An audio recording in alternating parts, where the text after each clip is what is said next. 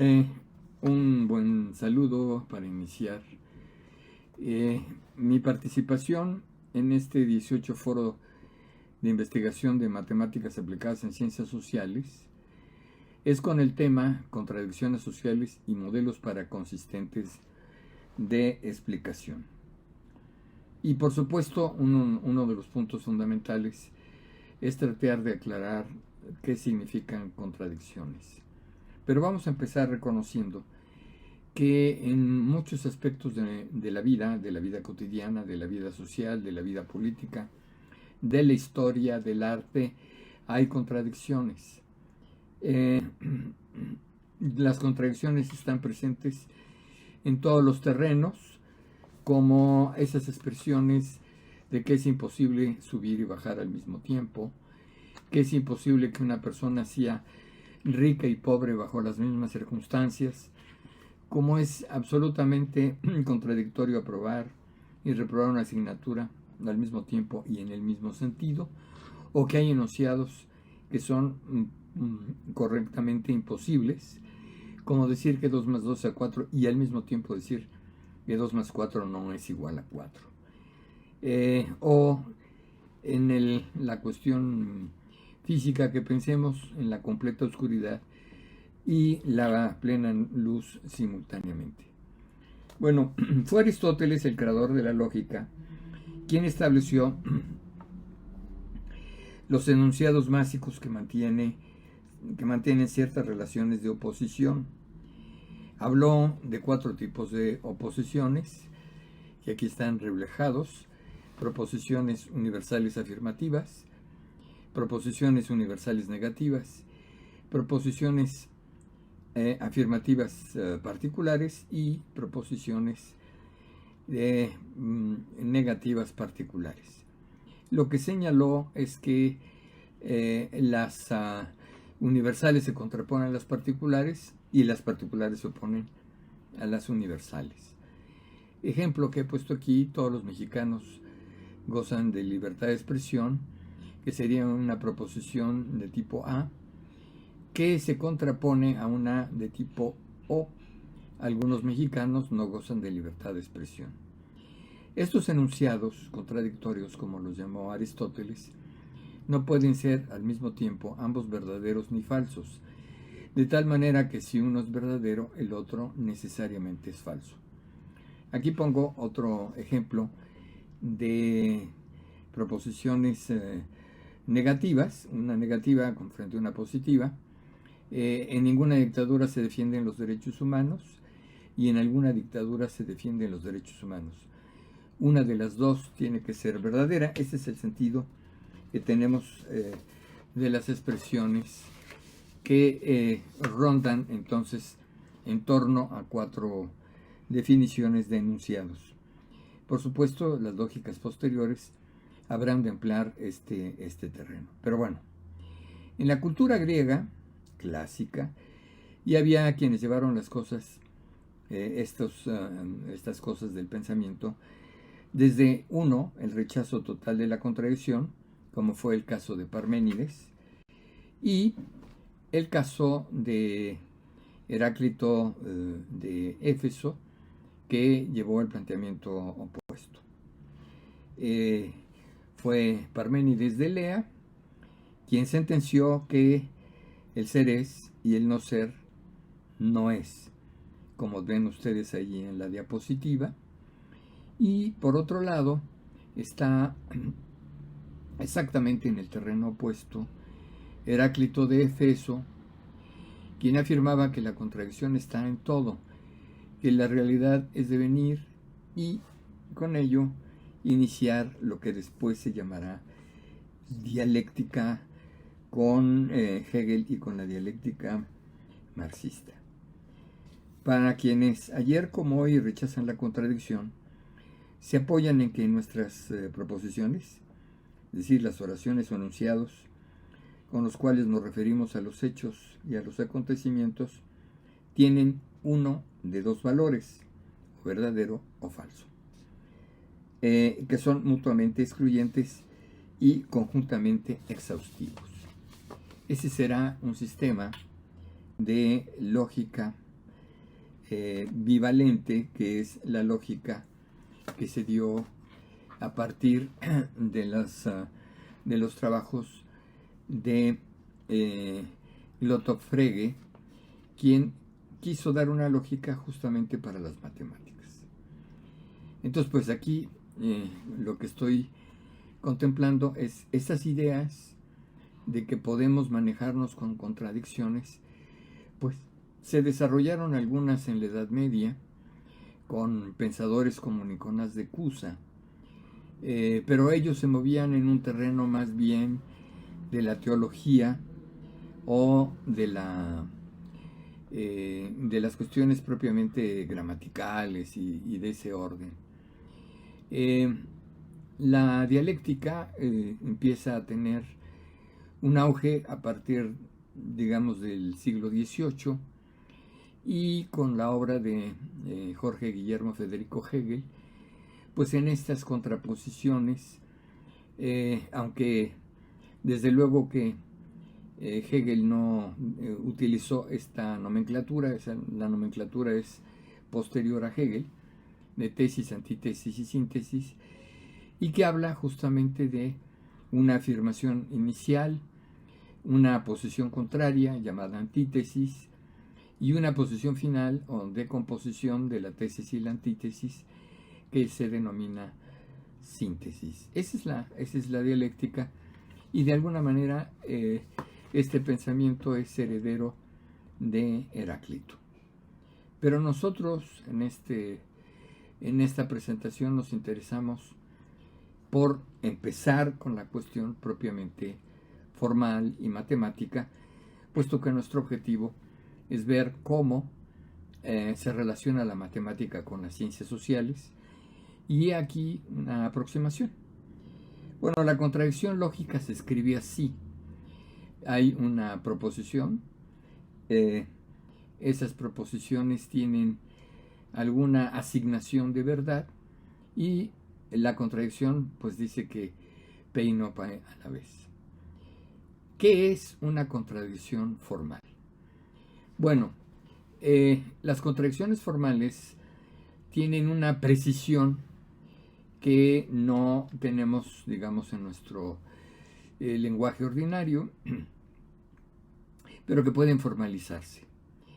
Una contradicción se establece, se escribe formalmente como una proposición y la negación de esa proposición.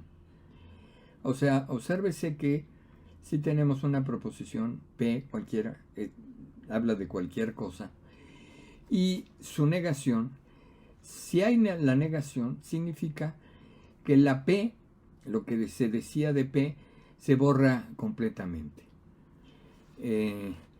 Si la proposición la escribimos bajo la letra T, hay un símbolo ahí que es una especie de B invertida, que es el símbolo de conjunción, y esta negación que después vamos a llamar justamente como negación fuerte. Entonces hay que señalar algo importante, porque en muchas exposiciones se deja de lado esta cuestión, y me parece importante señalarlo. Normalmente pues podemos tener un conjunto de enunciados que en algún momento se afirma y en otro momento se niega. El ejemplo que puse ahí, bueno, en este momento puede estar lloviendo, y en quizá unos minutos posteriores puede ser que ya no haya lluvia, y entonces esa es una negación del haber dicho o afirmado que había lluvia. Pero si se dan una independientemente de la otra, o si se da una afirmación y su negación en tiempos distintos, en circunstancias distintas, no hay contradicción.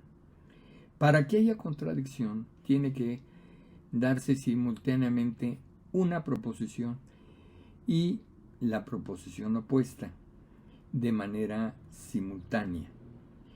Entonces, la contradicción es justamente el hecho de que se dé P y no P al mismo tiempo.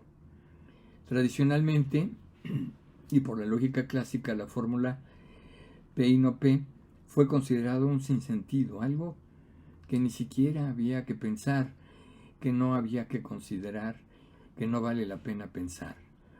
Entonces hay un rechazo a la contradicción y, por supuesto, estas afirmaciones filosóficas se sostuvieron sobre la base de distinguir que si una persona puede observar contradicciones, esas contradicciones son del orden de la apariencia, que la esencia, los elementos básicos de la realidad no son contradictorios. Se elaboró así 3 tipos de principios. Se habla del principio de identidad, cada cosa es igual a sí misma. El principio del tercero excluido, una cosa tiene una propiedad o la propiedad contraria, no puede tener una tercera. Y finalmente, este principio de no contradicción, que es el que estamos analizando, que señala que una proposición A y su negación no A no pueden ser ambas verdaderas al mismo tiempo y en el mismo sentido. Sin embargo, nosotros vamos a encontrar que hay 2 tipos de negación. La negación que llamamos fuerte, por un lado, la llamamos porque así la han llamado los autores, y otra negación débil, que se escriben distinto y tienen diferente semántica y diferente alcance. Bueno, la negación fuerte, esa que no en absoluto ocurre que, excluye la posibilidad y la coexistencia con P. Es decir, si se da P, no se puede dar no P, y si se da no P, no puede darse P. O también otra forma de decirlo es que si P es verdad, no P es falsa, y si no P es verdad, entonces P es verdadera. Entonces, la relación con P, pues ahí está señalada en el cuadro. Dice que si P es verdadero, no P es necesariamente falso y viceversa. El carácter es absolutamente excluyente. Y esto tiene que ver con decir, esta afirmación que ahora hago no va a permitir ningún tipo de matiz, de diferencia, nada, es absolutamente lo que se dice, y lo que se dice es verdadero. Su función es mantenerse en el núcleo clásico de la lógica contraria a la paraconsistencia, y que, sin embargo, igual que la paraconsistencia, va a requerir una axiomatización. Un ejemplo social. La familia, tal familia es pobre por ingresos. No P sería, es imposible que la familia sea pobre. No pueden ser, por tanto, estas 2 afirmaciones verdaderas. Habría que considerar entonces la pobreza desde algún aspecto, etcétera, etcétera, y para lo cual entonces tendríamos que tener ciertos criterios y decimos que hay pobreza en este aspecto, bajo estas circunstancias, en estos puntos a considerar, con estos criterios, con estas reglas, y por otro lado, entonces, lo que no sería la pobreza, las condiciones en las que una parte de la población no vive en la condición de pobreza, ¿no? La negación fuerte garantiza la consistencia formal en lógica, en la lógica que denominamos clásica. Las lógicas no clásicas, como vamos a ir viendo más adelante, cambiaron y variaron este aspecto. Entonces, en otra perspectiva, hablamos de una negación débil, que permite, digamos, como hemos venido señalando, que haya P y la negación de esa misma aseveración convivan bajo ciertos criterios o grados. La gradualidad será aquí importante para lo que nosotros queremos señalar. Entonces, puede P y no P ser verdadera simultáneamente, o incluso pueden ser ambas falsas. ¿Cuál es el sentido frente a la negación fuerte? Que este es flexible, es decir, admite grados, admite la posibilidad de que podamos matizar nuestras afirmaciones. Y para volver al asunto, decimos una familia es pobre por ingresos y la familia no es pobre por acceso a los servicios básicos. Entonces P y no P pueden ser verdaderas al mismo tiempo. Entonces habrá familias que sean pobres por ingresos y sin embargo tengan acceso constante sobre los recursos básicos. Bueno, se han elaborado muchos modelos matemáticos de lo que se llama paraconsistencia. Una lógica es paraconsistente cuando admite la contradicción sin caer en la trivialidad de que se diga que si hay una contradicción, entonces de ello se puede seguir cualquier cosa. Aquí en la figura lo que vemos es el hipercubo, que presenta pues algunas características sobre hechos particulares y que nos van a permitir ir identificando las circunstancias en las cuales algo puede ser verdad y no verdad al mismo tiempo, o verdad hasta cierto punto. Este hipercubo se utiliza en investigaciones de inteligencia artificial,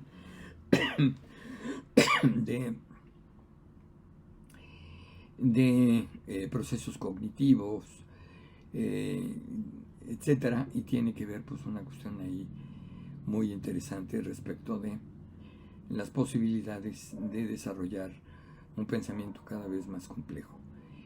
Este hipercubo también permite dar respuesta a paradojas al estilo todos los cretenses son mentirosos, dicho por un cretense, que se llama la paradoja del cretense. Y es esa paradoja que dice, bueno, es que si digo la verdad, resulta que miento, y si miento, resulta que digo la verdad. Bajo esta forma de todos los cretenses son mentirosos, o yo digo la verdad, o yo digo la mentira, o yo digo algo que es absolutamente mentiroso. Y también algo que vinimos a ver a principios del siglo XX, lo que se conoce como la paradoja de Russell, que se puede pensar bajo una de las figuras que el propio matemático y filósofo inglés Lord Bertrand Russell desarrolló, señalando, por ejemplo, que hay alguna ciudad, de alguna población, donde hay un barbero que afeita a todos los que no se afeitan a sí mismos. Y entonces ahí aparece una contradicción, porque si hay un barbero que afeita a todos aquellos que no se afeitan a sí mismos, entonces la pregunta es, ¿quién afeita al barbero? Si quien afeita al barbero es el propio barbero, entonces pasaría al conjunto de todos aquellos que no se afeitan a sí mismos, pero la regla dice, la norma dice, que él no puede afeitar a quienes no se afeitan a sí mismos. Entonces ahí hay una contradicción, se conoce como la paradoja que descubrió Bertrand Russell y que mantuvo un cisma, digamos, dentro de la matemática, porque se pensó que la teoría de conjuntos daba lugar a contradicciones, y justamente el señalarlo de esta manera es decir, ya ven, estas cosas son como el demonio porque aparecen contradicciones. Pero no solamente tenemos una lógica de dos valores, de verdadero o falso, sino que un filósofo y lógico polaco, Jan Łukasiewicz, introdujo una lógica de tres valores inicialmente, que es verdadero o falso, y el intermedio que llamó indeterminado. Quiere esto decir, entonces, que hay situaciones en las que algo es o bien verdad o es falso, o no podemos determinar si es verdadero o falso. Y recurrió al ejemplo de los futuros contingentes, a una expresión que dio Aristóteles para señalar que si se hace la afirmación de que mañana habrá una batalla naval, es evidente entonces que no vamos a tener entonces la manera de determinar en este momento si es verdadero o falso. Ahí señalo pues cómo se hace una tabla de verdad en términos de verdadero, falso e indeterminado. Bueno, la lógica paraconsistente se basa en la idea de que no hay dos únicos valores, verdadero o falso, sino que hay diferentes valores, diferentes aproximaciones. La lógica paraconsistente pues constituye un sistema formal, es decir, hecho con un lenguaje y con reglas de formación y de transformación, como se hace cualquier sistema formal, pero que no conduce al absurdo, a pesar de aceptar negaciones. Y como les he señalado, pues hay esta contradicción que sin embargo se puede escribir entonces de una contradicción paraconsistente, que es P y no P, siempre que este no P tenga la característica de la negación débil. Bueno, aquí tenemos también otros cuadrángulos, a diferencia, otras formas de expresión, otras gráficas, otros diagramas, en los que se trata justamente de ir ascendiendo, digamos, de lo falso, pero que es falso y verdadero en algún sentido, hasta llegar a lo completamente verdadero. Daría cuenta de estas cuestiones algo muy interesante, pero lo dejo aquí señalado. Estas son construcciones de lógica paraconsistente que van mostrando justamente el grado o el alcance de la verdad que va a tener alguna afirmación dentro de una investigación. Entonces, la contradicción en paraconsistencia abre y ha abierto campos de explicación en lo social y permite pues analizar los efectos cognitivos que tienen las contradicciones, porque todos los seres humanos enfrentamos tarde o temprano alguna contradicción. La paraconsistencia además nos ayuda a precisar o establecer o a entender las fronteras en los distintos terrenos. Por ejemplo, piensen ustedes en el concepto de normalidad psicológica o normalidad mental o normalidad sexual, que en realidad pues son fronteras a veces arbitrarias, pero que también puede haber interrelaciones entre uno y otro. Hay zonas o franjas en las que las cosas no son de una manera o de otra, sino que son de ambas aproximaciones. La paraconsistencia forma parte de este punto que se conoce, o tesis filosófica, que se conoce como pluralismo lógico. ¿Qué es el pluralismo lógico? Pues se opone al monismo lógico. En muchísimos lugares todavía se mantiene que la lógica es una, que la lógica está basada en esos principios que les señalaba: identidad, no contradicción, tercero excluido, y que la lógica es solo una y que el pensamiento correcto debe adaptarse correctamente y únicamente a esa lógica. Bueno, la paraconsistencia acepta verdades contradictorias y no triviales. Así, voy a dar un ejemplo de una cierta formalización. Si tomamos al número 0, pero no como valor de verdad o como función en un sistema binario, sino simplemente como un functor, algo que permite entonces establecer el grado de verdad de otras cosas, y el 1 como el valor de verdad, que significa o que denota aquello que es absolutamente verdadero. Entonces, aquí les propongo una notación. Siempre es indispensable para toda formalización establecer nuestra notación. Yo no he dado aquí una notación exhaustiva, porque el objetivo de esta presentación no es hacer demostraciones, sino presentar las posibilidades que tiene la paraconsistencia. Bueno, en la notación se lee, por ejemplo, P equivale a P, es decir, bajo esta característica de que P es la rayita, esta vertical, es de equivalencia, y estas tres rayitas, una es la rayita,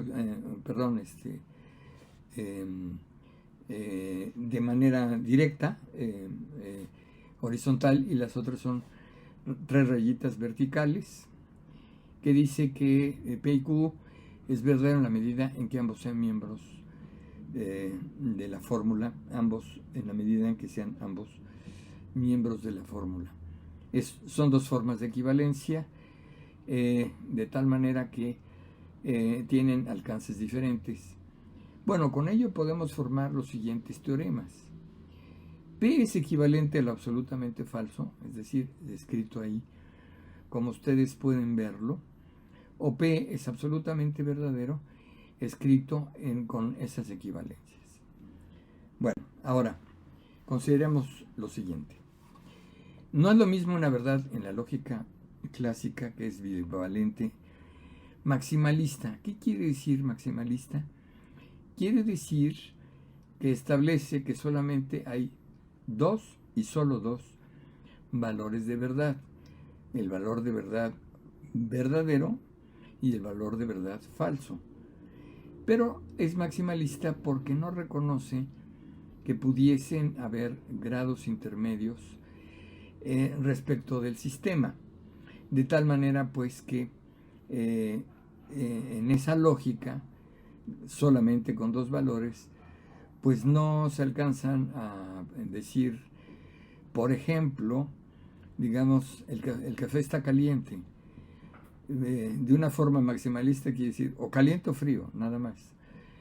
Pero si dices, como ocurre en muchísimas cosas, está medio caliente o está medio frío, esas ya no pueden ser recogidas por una lógica bivalente que solamente piensa en términos de extremos. En cambio, los sistemas paraconsistentes parten de la experiencia de que el mundo tiene diferentes grados, diferentes gradualidades y matices, y que no podemos simplemente decir verdadero o falso.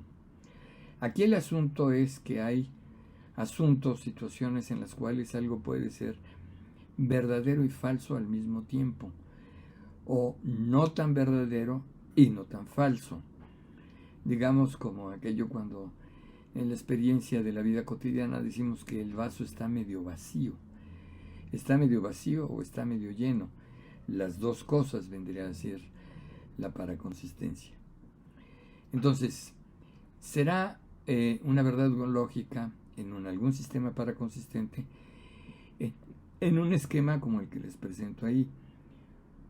P no es completamente equivalente a P, es decir, no hay una identidad total en las cosas. Toda cosa del mundo, todo pensamiento, toda institución funciona hasta cierto punto y no funciona hasta cierto punto. Inclusive, como señalamos ahí en esta formalización, puede ser equivalente a P y también equivalente a no P con P. Es así como se da la identidad lógica y no se da la identidad lógica. Es decir, las cosas son así y al mismo tiempo son de otra manera. Heráclito decía entonces que algo que es caliente se transforma en frío y lo frío también se transforma en calor. Cuando nosotros sacamos alguna fruta o una bebida del refrigerador, pues está fría, pero paulatinamente se puede ir calentando y en el medio ambiente se puede ir calentando.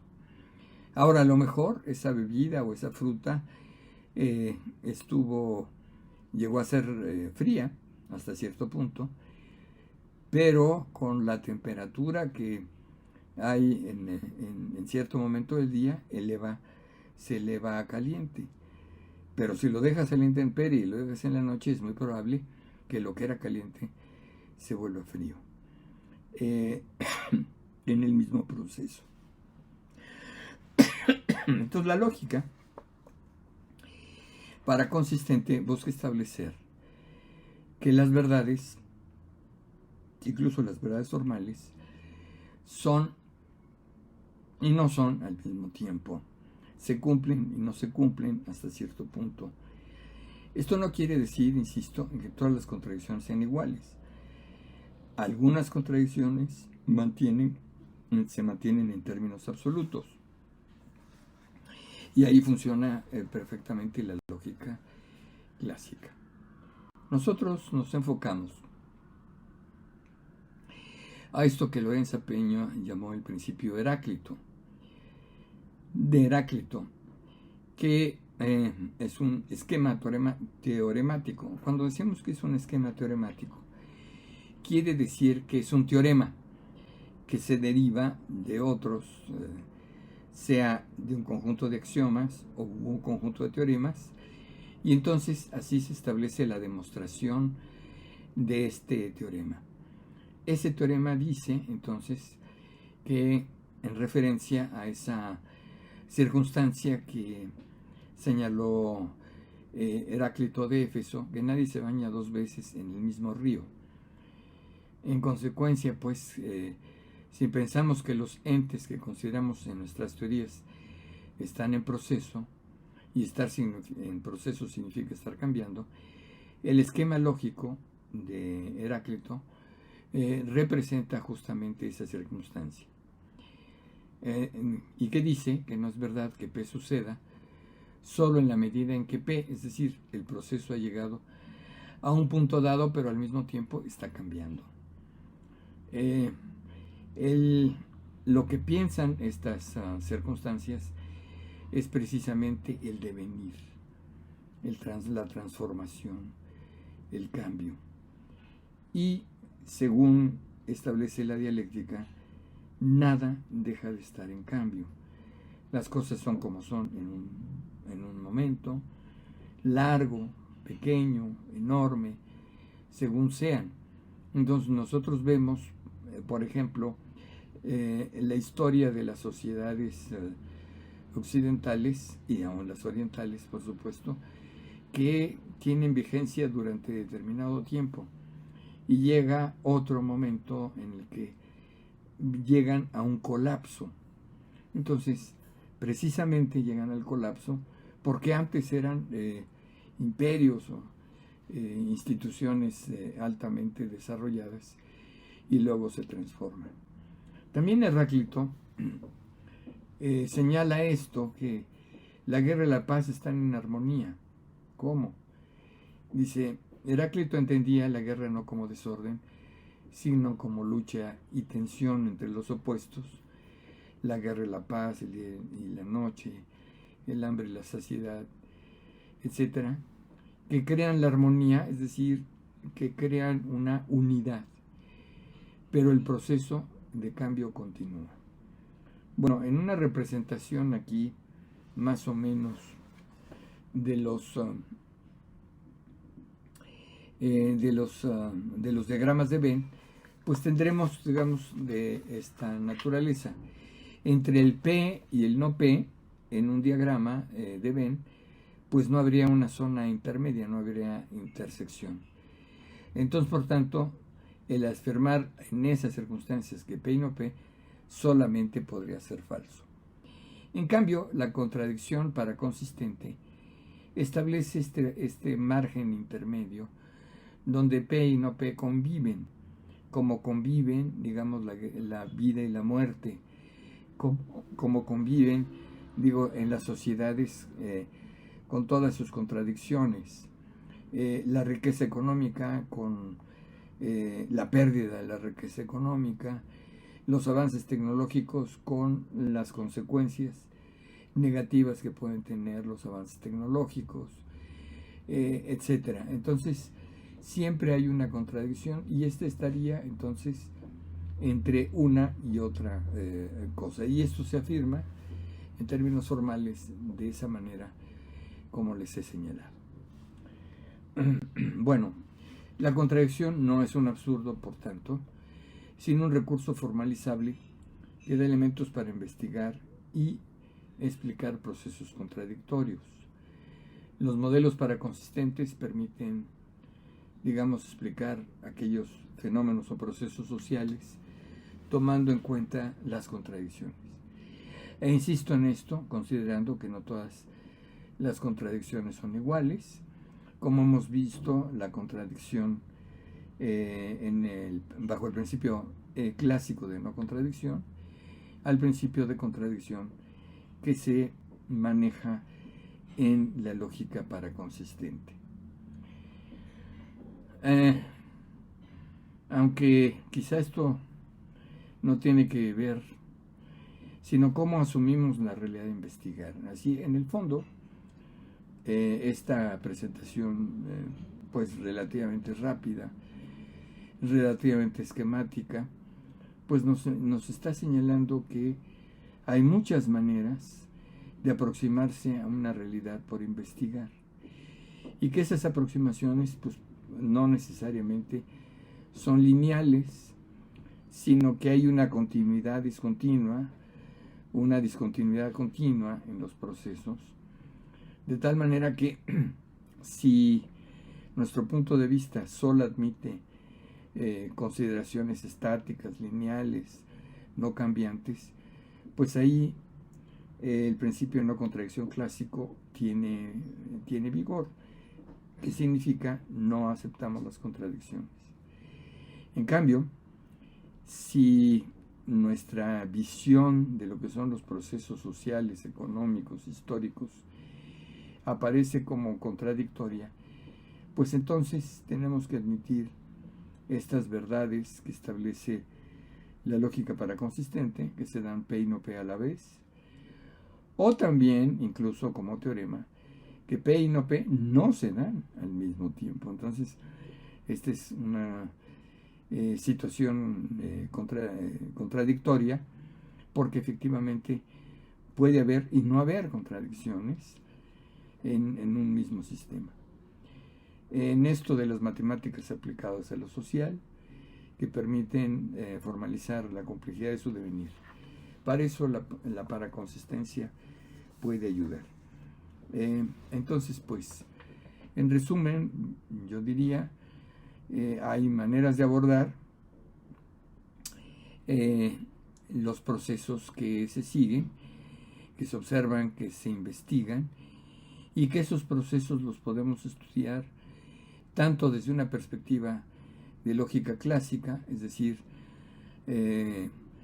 solamente considerando que sí y no, solamente es como excluyentes, pero también podemos estudiar la realidad donde no todo es blanco ni todo es negro, que no hay el sí únicamente y el no únicamente, sino que hay una suerte de vinculación entre el sí y el no, que es lo que le da una gran riqueza a nuestras explicaciones, junto con la idea de la gradualidad.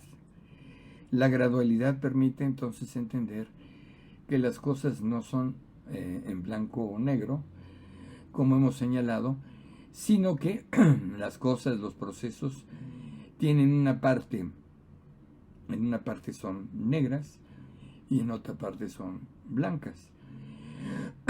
Pero que también, como Hegel lo había visto, hay diversas zonas de tonalidades grises, es decir, que no son completamente blancas y no son completamente negras, sino que son grises.